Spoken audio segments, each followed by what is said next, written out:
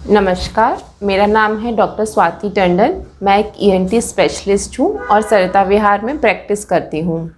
आज इस वीडियो के माध्यम से मैं आपसे एक बहुत ही कॉमन प्रॉब्लम जिसको हम कहते हैं टिनिटस, उसके बारे में बात करूँगी, उसका इलाज बताऊँगी और उसके कारणों के बारे में बताऊँगी।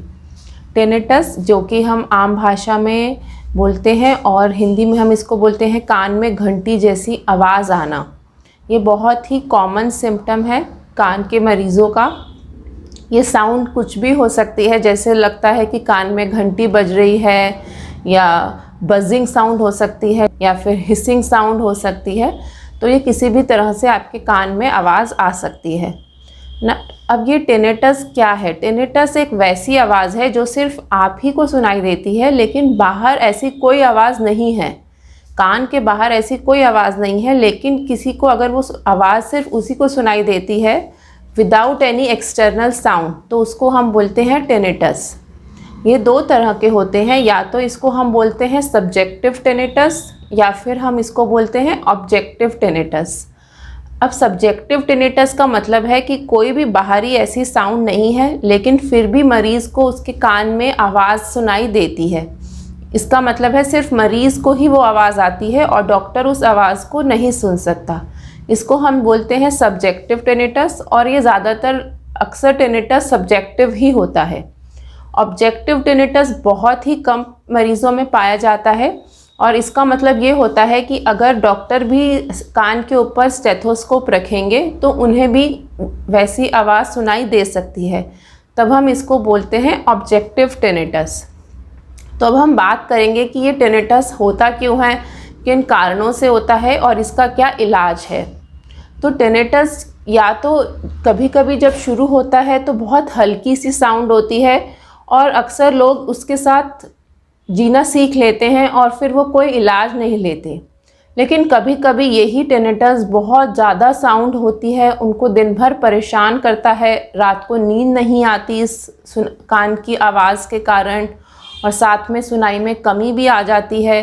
किसी किसी को चक्कर भी आ सकते हैं इस आवाज़ के साथ। तो तब आपको अपने डॉक्टर से ज़रूर दिखाना चाहिए। टिनिटस के बहुत सारे कारण होते हैं। टिनिटस जो हम बोलते हैं आवाज़ में घंटी जैसी आवाज़ आना कान में, ये एक सबसे पहला सिम्टम होता है, सबसे पहला संदेश हमें बताता है कि कान की नस में कुछ प्रॉब्लम है। जब भी कान की नस में कोई प्रॉब्लम आती है तो सबसे पहले टिनिटस एक सिम्टम आता है। तो अगर किसी को टिनिटस होता है तो उसका मोस्ट कॉमन कॉज है कि कान की नस में कुछ खराबी है। और सबसे मोस्ट कॉमन जो आजकल ज़्यादातर लोगों में देखा गया है टिनिटस का कारण है नॉइज़ पोल्यूशन। बहुत ज़्यादा लाउड साउंड सुनने से सबसे ज़्यादा आजकल इसी वजह से लोगों में टिनिटस की प्रॉब्लम बढ़ गई है।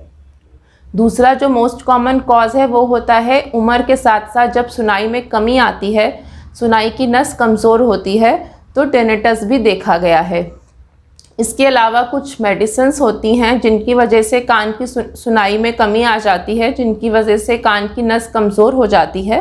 उनको हम बोलते हैं ओटोटॉक्सिक ड्रग्स, जो कि मलेरिया का ड्रग है क्विनीन। ये बहुत कॉमन ड्रग, और कोविड में तो इसको काफ़ी लोगों ने लिया भी है। तो अगर इसका हम दुरुपयोग करेंगे तो इसकी वजह से भी टिनिटस की प्रॉब्लम आ सकती है।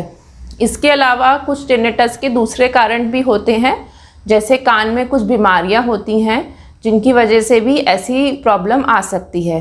जैसे कि एक बीमारी होती है, उसका नाम होता है मीनियर्स डिजीज़, जिसमें कान के अंदर एक हमारे पास एंडोलिम्फेटिक सैक होता है, वो बढ़ जाता है। इसकी वजह से भी हो सकता है टिनिटस। इसमें साथ साथ में कान की सुनाई में कमी और चक्कर बहुत ज़्यादा होते हैं इस बीमारी में। दूसरे और बीमारियां हैं जिसको हम बोलते हैं अकॉस्टिक न्यूरोमा। इस बीमारी में आप दिमाग के अंदर एक बिनाइन ट्यूमर होता है, ये नस का ट्यूमर होता है, और इसका भी कारण है कि टिनिटस इससे भी हो सकता है। और दूसरे कारण होते हैं ओटोस्क्लेरोसिस। ओटोस्क्लेरोसिस एक बीमारी होती है जिसमें कान की हड्डी जम जाती है, फिक्स हो जाती है, और इसमें भी टिनिटस की प्रॉब्लम आती है।